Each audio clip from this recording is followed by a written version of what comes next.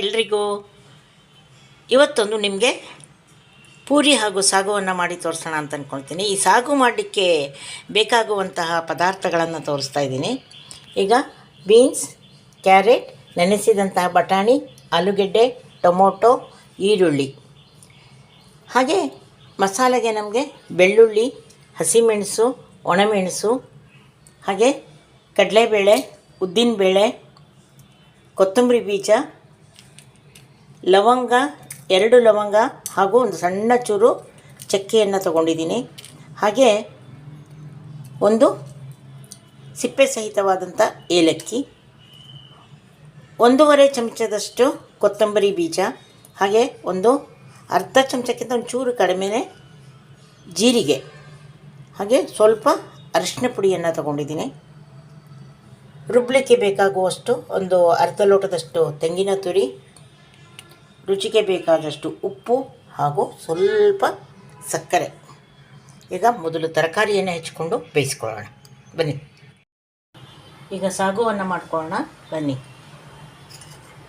ಸಣ್ಣದೊಂದು ಕುಕ್ಕರ್ ಪಾತ್ರೆಯನ್ನು ಇಟ್ಕೊಂಡಿದ್ದೀನಿ. ಹಾಗೆ ಇದಕ್ಕೆ ಸ್ವಲ್ಪ ಎಣ್ಣೆ, 2 ಚಮಚದಷ್ಟು ಎಣ್ಣೆಯನ್ನು ಹಾಕ್ಕೊಳ್ಳೋಣ.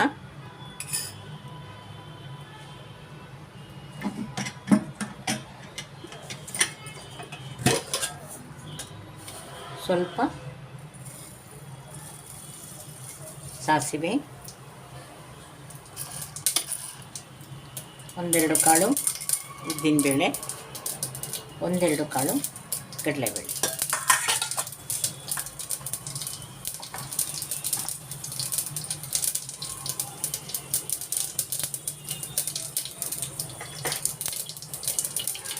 ಚಟಪಟ ಅಂತದೆ. ಇದಕ್ಕೆ ನಾವು ಕರಿಬೇವಿನ ಎಲೆಗಳನ್ನು ಹಾಕ್ಕೊಳ್ಳೋಣ. ಇಲ್ಲಿಟ್ಟುಕೊಂಡಂತಹ ಈರುಳ್ಳಿ,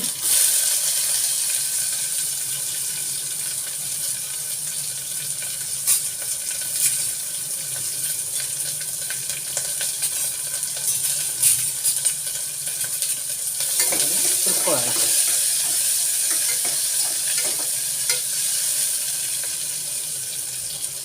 ಇಲ್ಲಿ ಇಟ್ಟುಕೊಂಡಂತಹ ನಾನು ಬಟಾಣಿಯನ್ನು ಹಾಕ್ಕೊಳ್ತಾ ಇದ್ದೀನಿ.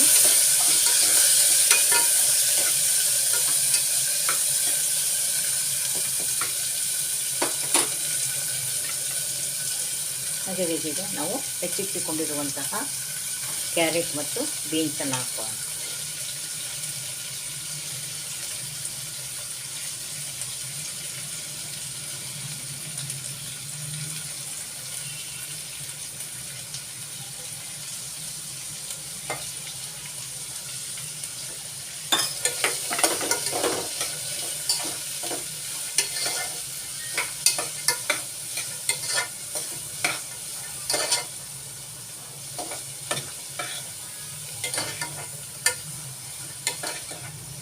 ಈಗ ಇದನ್ನು ಸ್ವಲ್ಪ ಈರುಳ್ಳಿ ಒಗ್ಗರಣೆಯಲ್ಲಿ ಸಣ್ಣದಾಗಿ ಅದು ಬೇಯಲಿ.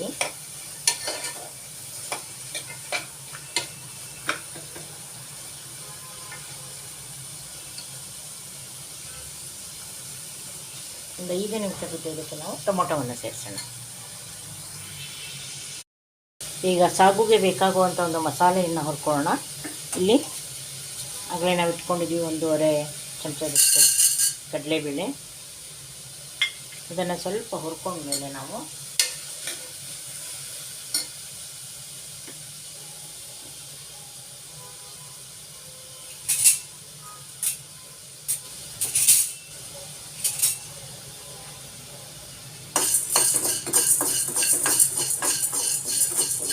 ಇದಕ್ಕೆ ಉದ್ದಿನ ಬೇಳೆಯನ್ನು ಸೇರಿಸ್ಕೊ.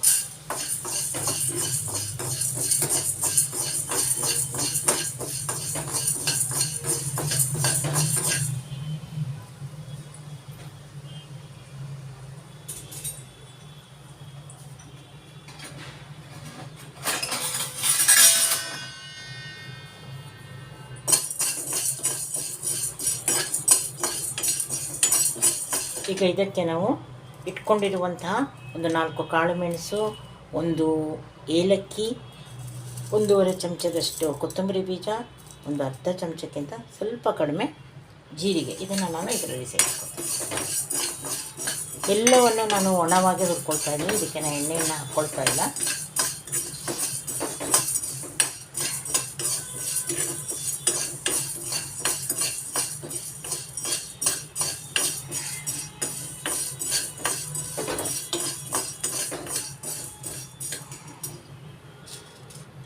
ಇದಕ್ಕೆ ಅರ್ಧ ಹುರಿದಾದ ಮೇಲೆ ನಾನು ಒಣಮೆಣಸು, ಹಸಿಮೆಣಸು ಇಷ್ಟನ್ನು ಸೇರಿಸ್ಕೊತಾ ಇದ್ದೀನಿ. ಸೊ ನಾವು ಇಲ್ಲಿ ಒಂದು 4 ಸಣ್ಣ ಸಣ್ಣ ಹಸಿಮೆಣಸನ್ನು ತೊಗೊಂಡಿದ್ದೀವಿ. ಹಾಗೆ ಒಂದು 2 ಗುಂಟೂರು, 2 ಬ್ಯಾಡಗಿ ಮೆಣಸನ್ನು ಹಾಕಿದ್ವಿ. ನಾವು ಕೇವಲ ಹಸಿಮೆಣಸು ಅಥವಾ ಕೇವಲ ಒಣಮೆಣಸು ಯಾವುದು ಸಾಧ್ಯ ಇದೆ ಅದನ್ನು ಹಾಕ್ಕೊಂಡು ಮಾಡಬಹುದು. ಈಗ ಕೊತ್ತಂಬರಿ ಬೀಜ, ಈ ಜೀರಿಗೆ ಎಲ್ಲ ಹೊಡೆದಂಥ ಪರಿಮಳ ನಮಗೆ ಬರ್ತಾ ಇದೆ.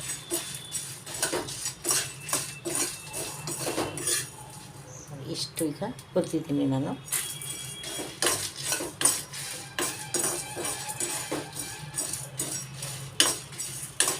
ಇದಕ್ಕೆ ನಾವು ಈಗ ಇಟ್ಟುಕೊಂಡಂತಹ ಬೆಳ್ಳುಳ್ಳಿಯನ್ನು ಸೇರಿಸ್ಕೊಳ್ಳೋಣ. 4 ಬೆಳ್ಳುಳ್ಳಿನ ಆಗಲೇ ಇಟ್ಕೊಂಡಿದ್ದೀನಿ. ಸ್ವಲ್ಪ ದೊಡ್ಡದಿರೋದ್ರಿಂದ ನಾನು 4 ಹೆಸರು ಮಾತ್ರ ತೊಗೊಂಡಿದ್ದೀನಿ. ಈಗ ಇದಕ್ಕೆ ಬೆಳ್ಳುಳ್ಳಿ ಹಾಕಿದ ಮೇಲೆ ಒಂದು ಅರ್ಧಕ್ಕಿಂತ ಚೂರು ಜಾಸ್ತಿ, ಒಂದು ಸಣ್ಣ ಈರುಳ್ಳಿ ಆದರೆ 1 ಹಾಕ್ಕೊಡಿ, ಅದನ್ನು ಕೂಡ ಹುರ್ಕೊಳ್ಳಿ. ಈರುಳ್ಳಿ ಬೆಳ್ಳುಳ್ಳಿಯನ್ನು ಹುರಿದು ನಾವು ರುಬ್ಬಿದರೆ ಅದರ ಘಮ ಚೆನ್ನಾಗಿರುತ್ತೆ.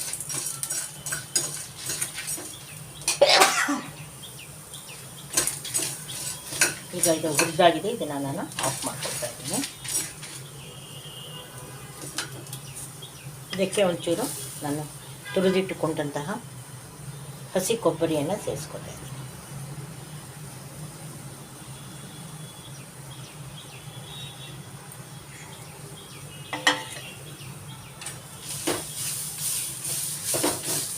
ಈಗ ಒಂದು ಸ್ವಲ್ಪ ತಣ್ಣಗಾದ ಮೇಲೆ ನಾವು ಹುರ್ಕೊಳ್ಳೋಣ.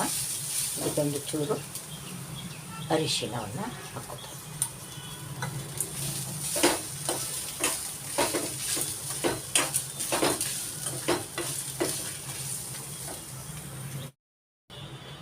ನಾವು ಅಲ್ಲಿ ಇಟ್ಟುಕೊಂಡಂತಹ ಮಸಾಲೆ ಸ್ವಲ್ಪ ಸಣ್ಣಗಾಗಲಿ, ಆಮೇಲೆ ನಾವು ಇದನ್ನು ರುಬ್ಕೊಳ್ಳೋಣ. ಈಗ ನಾವು ಕ್ಯಾರೆಟ್ ಮತ್ತು ಏನು ಬೀನ್ಸ್ ಎಲ್ಲ ಹಾಕಿದ್ರೆ ಅದಕ್ಕೆ ನಾವು ಟೊಮೊಟೊವನ್ನು ಸೇರಿಸ್ಕೊಳ್ಳೋಣ.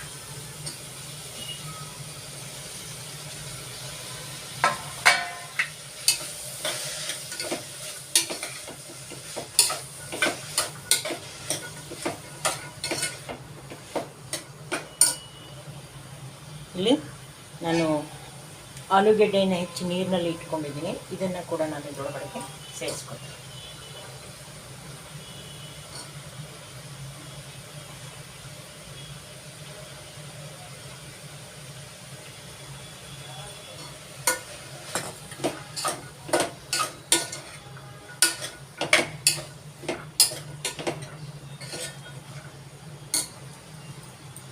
ಈಗ ನಾವು ಇಟ್ಟುಕೊಂಡಂತಹ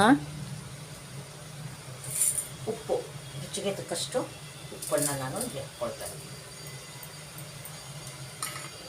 ಹಾಗೆ ಒಂದು ಚೂರು ಸಕ್ಕರೆ. ಇದು ಸಣ್ಣ ಉರಿಯಲ್ಲಿ ಬೇಯ್ತಾ ಇರಲಿ. ಅಷ್ಟೊತ್ತಿಗೆ ನಾವು ಈ ಮಸಾಲೆಯನ್ನು ರುಬ್ಬಿ ಇದರೊಳಗಡೆ ಸೇರಿಸೋಣ.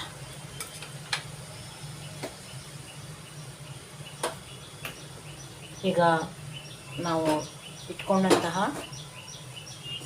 ಮಸಾಲೆ ಏನು ಹುರಿದಿಟ್ಕೊಂಡಿದ್ದೀವಿ ಸಾಗೋಗೆ ಅದನ್ನು ನಾವು ಮಿಕ್ಸಿ ಹಾಕ್ಕೊಂಬಿಡೋಣ.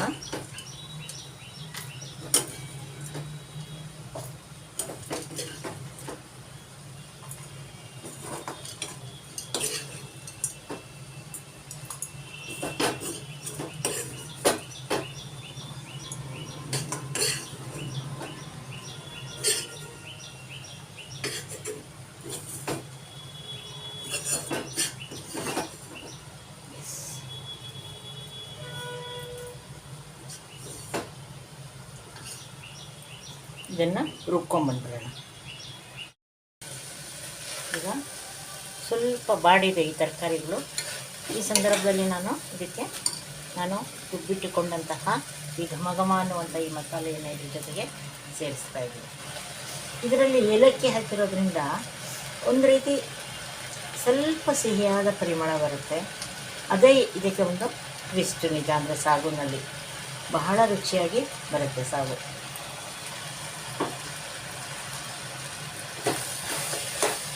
ಈಗ ನಮಗೆ ಇದಕ್ಕೆ ಎಷ್ಟು ನೀರು ಬೇಕು ಅಷ್ಟನ್ನು ಹಾಕ್ಕೊಂಡು ನಾವು ಕುದಿಸ್ಕೊಳ್ಳೋಣ.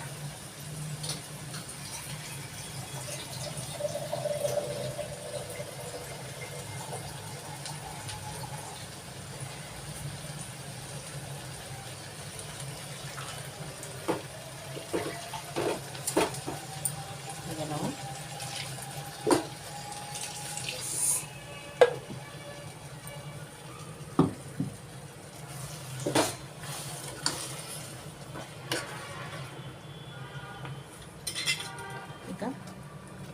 ಸಾಗು ಕುದಿತಾ ಇದೆ. ಇನ್ನೊಂದು ಸ್ವಲ್ಪ ನೀರು ಇದಕ್ಕೆ ಹಿಡಿಸುತ್ತೆ, ಹಾಕ್ಕೊತಾ ಇದ್ದೀನಿ.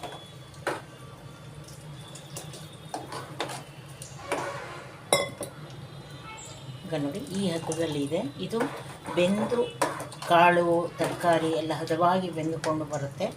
ನಾವೀಗ ಇದನ್ನು ಮುಚ್ಚಿ 2 ವಿಸಲನ್ನು ಕೂಗಿಸಿದ್ರೆ ನಮ್ಮ ಸಾಗು ರೆಡಿ ಆಗುತ್ತೆ.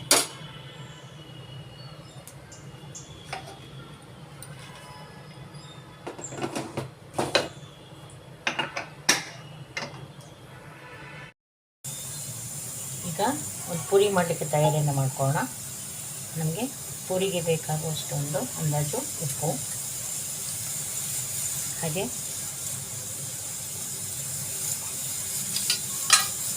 ಒಂದು ಚೂರು ಸಕ್ಕರೆ,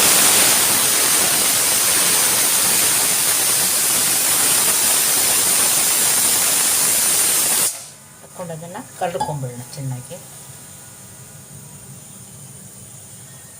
ಈಗ ಇದಕ್ಕೆ ನಾನು ಒಂದು 1/4 ಲೋಟದಷ್ಟು ಮೈದಾ ಹಿಟ್ಟನ್ನು ತಗೊಂಡಿದ್ದೀನಿ. ಇದೇ ಇದರಲ್ಲಿ ನಾನು 2 ಲೋಟದಷ್ಟು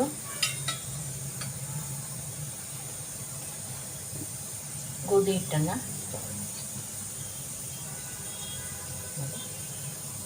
ಈ ಥರ 2.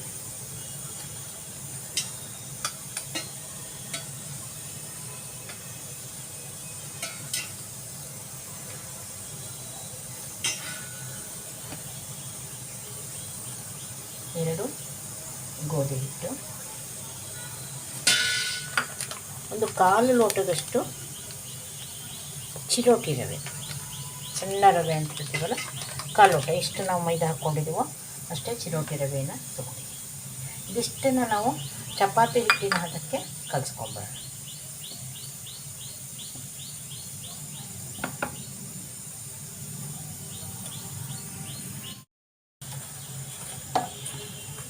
ಪೂರಿ ಹಿಟ್ಟನ್ನು ನಾವು ಕಲಿಸ್ಕೊಂಡಿದ್ದೀವಿ. ಇದಕ್ಕೆ ಒಂದು ಚೂರು ಎಣ್ಣೆಯನ್ನು ಹಾಕ್ಕೊಂಡು ನಾದ್ಕೊಂಬಿಡೋಣ.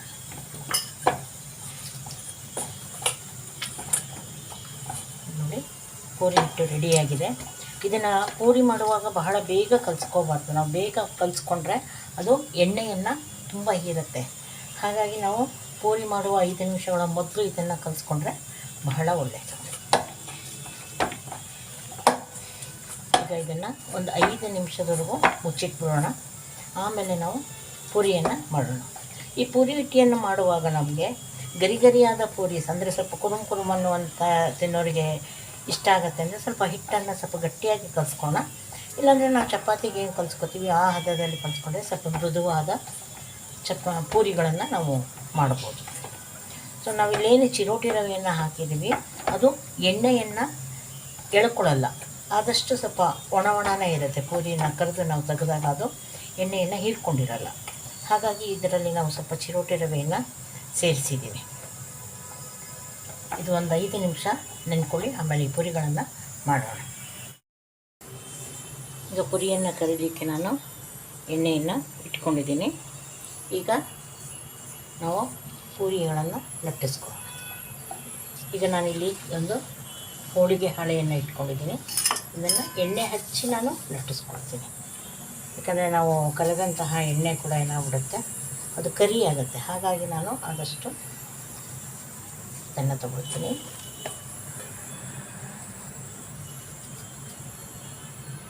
ಸ್ವಲ್ಪ ಇಷ್ಟು ದೊಡ್ಡ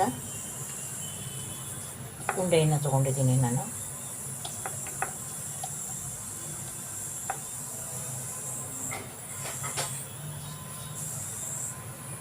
ಪೂರಿಗೆ ಸಾವಾಗಲೂ ಸ್ವಲ್ಪ ಎಣ್ಣೆ ಜಾಸ್ತಿ ಕಾದಿದ್ರೆ ಅದು ಚೆನ್ನಾಗಿ ಉಬ್ಬುತ್ತೆ.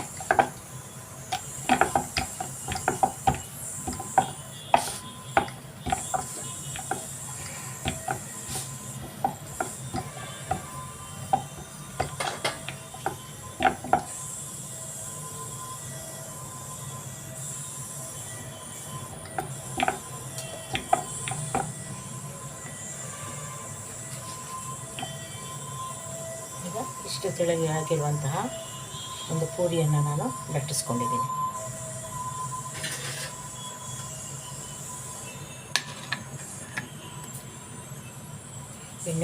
ಎಣ್ಣೆ ಕಾಯೋವರೆಗೆ ನಾವು ಇನ್ನೊಂದು ಪೂರಿಯನ್ನು ಮಾಡ್ಕೊಳ್ತೀವಿ.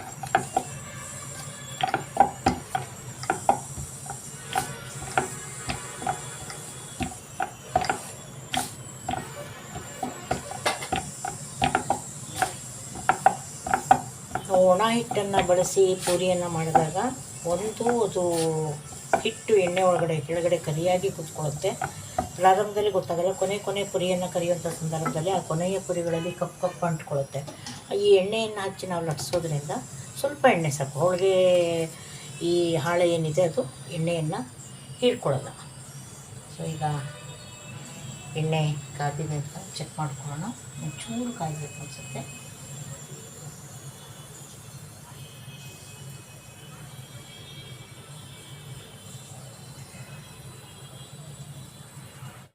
ಬೇಕಾದರೆ ನಾವು ಇದಕ್ಕೊಂದು 1/4 ಚಮಚ ತುಪ್ಪವನ್ನು ಹಾಕ್ಕೊಂಡ್ರು ಕೂಡ ಇದರ ರುಚಿ ಎನ್ರಿಚ್ ಆಗುತ್ತೆ, ಚೆನ್ನಾಗಿರುತ್ತೆ. ಈಗ ನಾನು ಹೇಳ್ಕೊಟ್ಟಿರುವಂತಹ ಸಾಗು ಬಹಳ ಸುಲಭವಾದ ಕಡಿಮೆ ಸಾಮಗ್ರಿಗಳಲ್ಲಿ ಮಾಡುವಂಥ ಒಂದು ಸಾಗುವನ್ನು ಹೇಳ್ಕೊಟ್ಟಿದ್ದೀನಿ. ಇದನ್ನು ಪೂರಿ ಜೊತೆ ನಾವು ಟೇಸ್ಟ್ ಮಾಡಿ. ಇಲ್ಲಿ ಎಣ್ಣೆ ಚೆನ್ನಾಗಿ ಕಾದಿದೆ ನೋಡಿ. ಎಣ್ಣೆ ಕಾದಿದ್ರೆ ಮಾತ್ರ ಈ ಪೂರಿ ಹಿಂಗೆ ಬರಲಿಕ್ಕೆ ಸಾಧ್ಯ.